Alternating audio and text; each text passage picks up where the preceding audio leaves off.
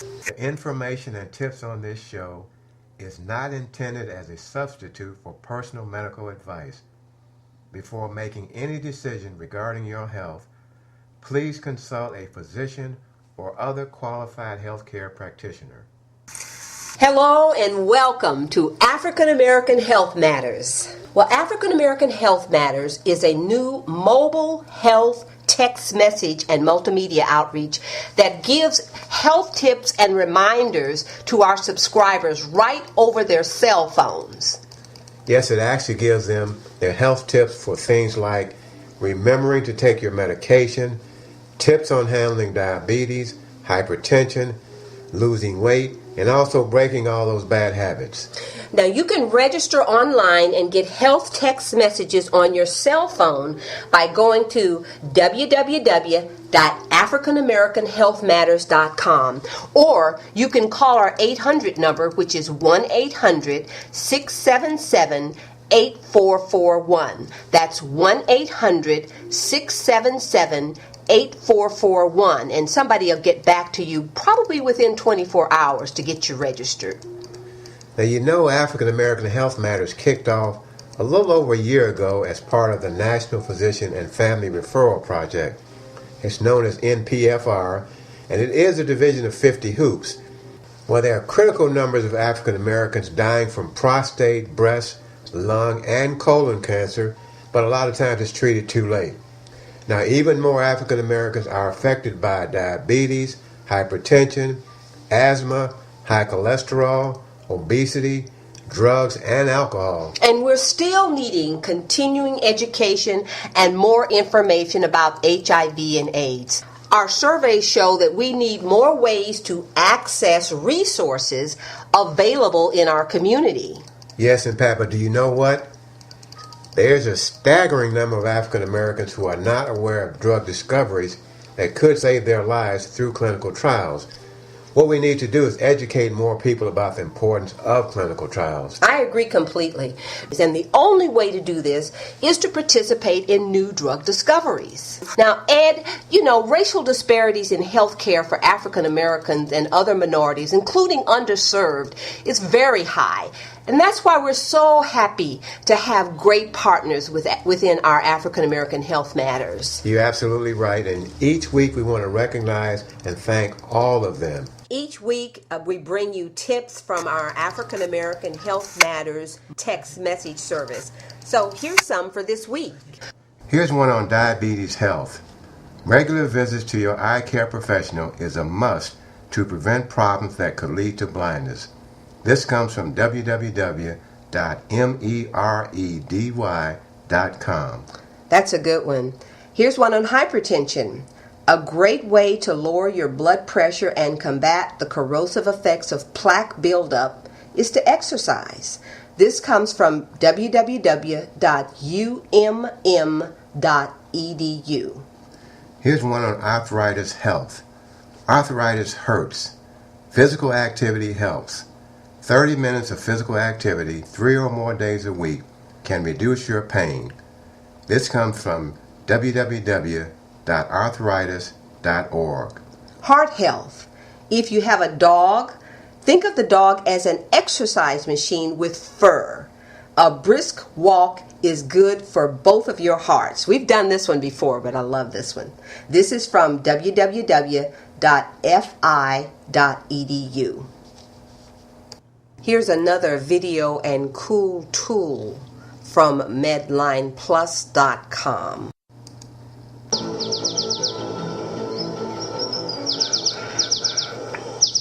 Allergens like pollen are nothing more than foreign plant antigens. When they get released into the air, you can see and hear the result. As part of the body's non-specific immune defense, the stimulus for sneezing gets triggered when allergens first enter the nasal tissue. Pollen allergens encounter the plasma cells in the nose, which respond by producing antibodies. These antibodies attach to mast cells, which are white blood cells containing the chemical histamine. As more antibodies are produced, they cause the mast cells to release histamine. Histamine then produces allergy symptoms. A stuffy and runny nose, sneezing, and watery eyes help to remove the invading pollen. Medications called antihistamines may be used to help alleviate severe allergy symptoms.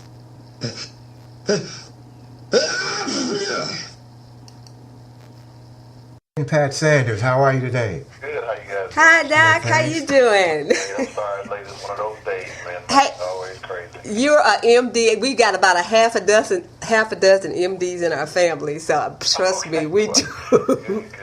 We just looked at your video. It looks like you're in pretty good shape there. I'm trying to do a little something. I try to lead by example. I can't fuss with my patients if I'm not doing the same. Exactly. That's good. So it definitely helps when they see me do. We did a heart walk this weekend, and I had a bunch of patients on the team actually come out and walk, so it was real cool. Okay. I guess a lot of times patients don't get to see the doctors in that mode. So. I think you're right, and you are definitely out of the box. I looked at your website, h2doc.com. You got video, photos, comic books. My goodness. Known as an activist for health-related issues, and your site rating by your patients is off the chart. I mean, A+. I mean, what's this all about? You are just too good to believe. I just trying to find ways to motivate patients, and I guess it keeps me motivated. I have a 5-year-old daughter, and I want to keep her active and healthy. So again, just trying to lead by example and get those role models, role models to the patients that I serve. Well, you're doing a good job. We were just very, very impressed with you. Dr. Whitfield, you are board certified family physician with a certificate of added qualification. I guess you call that a CAQ in sports medicine. You attended Meharry Medical College in Nashville and earned your sports certification from Ohio State University. Being an ambassador and a national spokesperson for the American Heart Association, and this is one of the reasons that we wanted to talk with you today. So we have some questions on heart and stroke in African Americans. Let's start with here's a question. How many women overall have heart disease, and how many African American women are at risk? When you talk about heart disease in particular, over 400,000 women actually die each year of heart disease. And more women are affected now than I can think what we believed in the past. This had been a disease that was primarily thought to be a man's disease. And so now there's been a lot of emphasis on educating women about heart disease that affects all women, but primarily African American women who tend to have an increased risk for multiple reasons, and some of them that we're not too sure about. So it's imperative that we raise awareness about the nation's #1 killer, especially in regards to African Americans, because a lot of the risk factors for both heart attacks and strokes can be modified and or reduced with just simple awareness raising and education. Absolutely. And being an African American woman, there are heart attack symptoms specific to women. And so what should we be looking for? Well, that's interesting. That's a great question, too, because women can sometimes present a little bit differently than men when it comes to heart attack symptoms. Uncomfortable pressure or fullness, squeezing or pain in the center of the chest that lasts more than a few minutes. They can actually have nausea, anxiousness, nervousness, cold or sweaty skin. Sometimes women can have right-sided chest pain. As you all know, the heart is on the right side of the body. Sometimes women can have right-sided chest pain. The key to this is that if something is happening to your body and you're not comfortable with it, or you're not aware of this is something new, this is something painful, get it checked out.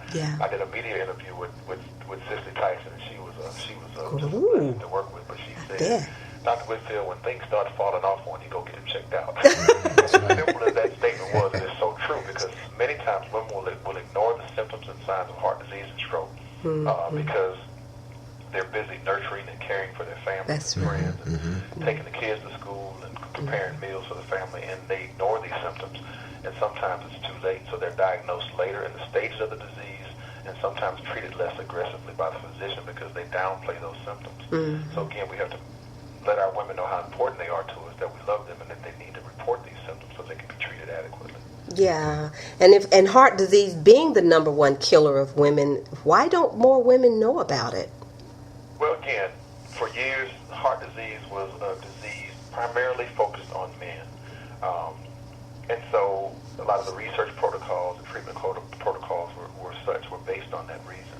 Now that we know that it is the number one killer of all Americans, but particularly it kills one woman every minute, we have to increase the awareness. I think right now about 65% of women are aware that heart disease is the number one killer, but most women are concerned with cancer and being overweight. That's true. And not so much heart disease. That's true. And as important as obesity is, and as important as cancer is, and we're not downplaying those at all, we have to realize that this is the number one killer. And again, the risk factors for heart disease and stroke are preventable for the most part. And so we can raise the awareness. We can definitely stomp that disease and reduce it. And so now, stroke is now the fourth leading cause of death. It used to be the third leading cause. Oh, gosh. The American Heart Association has done a great job at educating. Yes, they have. We still have a lot of work to do. Yeah, we do. Doctor, just to turn it around just a little bit, what is the ratio of African American men who have heart attacks and strokes to other races? That is also much higher than African American men in other races. And it seems that when African Americans in general have heart attacks and strokes, they're more devastating, which is very disheartening. So, again, it's imperative that we increase the awareness of these diseases in our community. Let the community know how important it is to eat healthy, exercise on a regular basis so that we can reduce the incidence of heart disease and stroke in the African American community. Now, I've also heard people say that snoring may increase your chance of a heart attack. Is that true or false?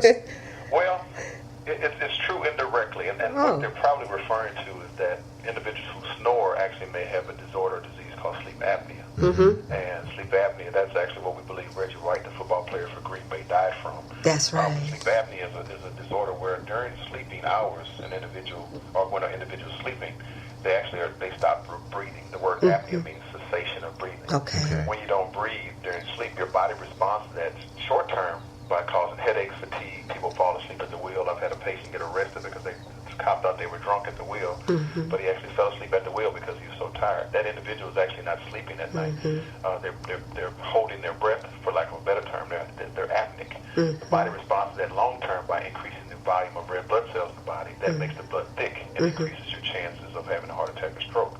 So that snoring person, and it's usually the spouse that comes in and says, hey, my husband or wife is snoring at night, they look like they're not breathing, I have to kick them to make them turn over, or they're jerking a lot. That's the body trying to the body's very smart. The body says, hey, Ronnie, you're not breathing, turn over, jump, and so the body's trying to awaken you so they get a very poor quality of sleep, and they're affected by that. It also increases cortisol in the body, which is a stress hormone, and these individuals tend to gain weight. So now you got an obesity issue. Their blood pressure goes up as a result of this sleep apnea. All those factors, and I listed a lot of things that are the risk factors for heart disease, they start to increase. And so that's what that person means about the snoring. Well, I have two family members that are currently suffering from sleep apnea, and everything that you've described is certainly the truth. And what are some of the remedies for sleep apnea? I think they use some sort of a breathing machine, is it? Yeah, they have a machine called a CPAP machine. CPAP. It actually opens that airway and allows the individual to breathe normally. When you talk about sleep apnea, there are two types, central and obstructive. Central is meaning the brain's causing the sleep apnea, and that's a lot harder to treat. Obstructive meaning that's usually obesity related. People have large necks, large tongues. Yes. Sometimes surgical correction can improve those symptoms. But most people respond to the CPAP machine, and they have to wear a mask at night to open the airway. Exactly. It's called a positive airway pressure system, continuous positive airway pressure system that increases the pressure. It blows basically, for lack of a better term, blows oxygen and air into the airways and opens those airways up so the individual can breathe normally. African American males die more frequently from sudden cardiac arrest due to hypertrophic cardiomyopathy, or HCM, than any other demographic. There are warning signs, and there are steps that you can take to protect these young lives. Learn more about hypertrophic cardiomyopathy and sudden death in the young at 4hcm.org, which is the number 4hcm.org. Take care of those young lives. They've got promising futures ahead. Staying healthy is important, and nothing impacts your health more than your weight. Take the Your Weight Matters campaign challenge today and learn more about your weight and health. Visit www.yourweightmatters.org today to take the campaign challenge. For our audience, we're talking to Dr. Norman H. Edelman. He is the American Lung Association's leading medical authority, Having served as the association's chief medical officer for 25 years, he's a highly sought-after expert on all matters pertaining to lung health, and he is a seasoned media veteran, and that's exactly what we're looking for. So welcome to African American Health Matters, Dr. Edelman. I'm happy to be here. The first let's kick this off with, what are some of the possible factors? I know we have to look at biological, environmental, political, cultural. What are some of the factors that make African Americans more likely to get lung cancer and more likely to die of it? Well, it's a big, complicated problem, and I'm sure there's no single factor. The big mystery, I think, is why African Americans get more lung cancer, even though they don't smoke any more than Caucasians. There are several theories. One of them has to do with what we call co-carcinogens. So it's not just cigarette smoke that causes lung cancer, it's other things. We know, for example, that particulate air pollution, the soot that comes out of diesel engines, can also cause lung cancer. So it's possible that African Americans are exposed to much more of that pollutant, since African Americans are more likely to live in crowded cities. And that, combined with the cigarette smoke, makes them more likely to get lung cancer. There's always the possibility of a genetic difference, and it is true that certain genes that appear to be important in determining smoking behavior, genes that are involved with nicotine, are different in African Americans than in whites. But we really don't know how that would play out and lead to more lung cancer. Okay. There's been an awful lot of discussion about the role of menthol. As you know, the vast majority of African American smokers smoke menthol cigarettes, right? That's not true. It's not. White folk. The minority of white folk smoke mentholated cigarettes.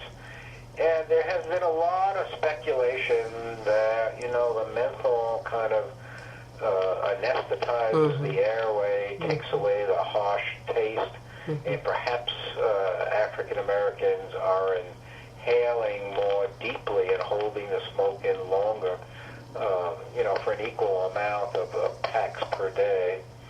There's a little evidence of that. If you measure a chemical in the blood that's a breakdown product of nicotine, you find that for African Americans who smoke the same as whites, they have more of that chemical in their blood. So there's a little evidence that they just may be smoking differently and keeping the smoke in longer and holding it in deeper. So has there been any clinical trials related to the menthol? I know you're saying some of the things you said is theoretically. It makes a logical sense that living in an urban environment and smoking cigarettes and being exposed to more pollutants is certainly a contributory factor. But have there been any clinical trials to validate this menthol cigarette smoking or anything like that? Well, there have been lots of studies, and there's a recent report by a very good group of scientists who were commissioned to study this by the Food and Drug Administration, the FDA. And they concluded the following. They said that they were quite sure that menthol played a role in getting youngsters to start smoking. As you know, almost all regular smokers are hooked onto this nicotine addiction while they're teenagers or sometimes even younger. That's true. And they felt the menthol made it easier for these novice smokers, these naive smokers, to tolerate cigarettes and helped hook them. They also felt that nicotine, that menthol somehow made it harder for people to quit smoking.